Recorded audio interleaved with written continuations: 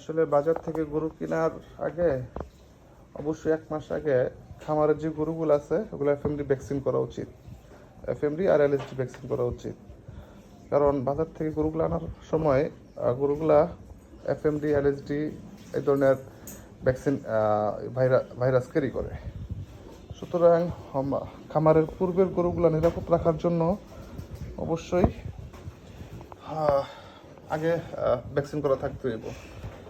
আর বাজার থেকে নতুন গরু আনার পর গরুগুলাতে আইসোলেশন বা পৃথক শেডে রাখতে হইব মিনিমাম 7 দিন।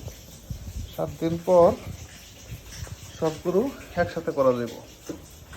আনার পর অবশ্যই পটাশ বা জীবাণুনাশক দিয়া তাদের পা পর অন্যান্য শরীর এগুলো পরিষ্কার করতে হইব।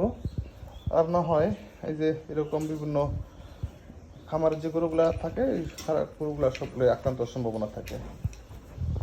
সুতরাং ভ্যাকসিনের কোনো বিকল্প নাই। মোটামুটি সবগুলা গরুই বাজার থেকে গরু আনার পর খামারের আগের যে গরুগুলা সবগুলো আক্রান্ত হয়েছে।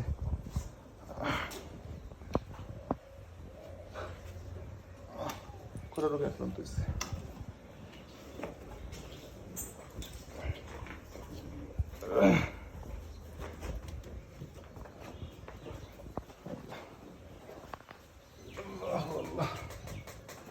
যে মুখ দিয়ে ফ্যান আসতেছে, পায়ে ঘা হইতেছে, সাদা সাদা হয়ে যেতেছে।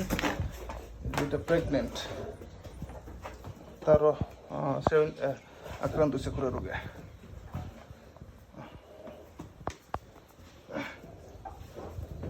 যাক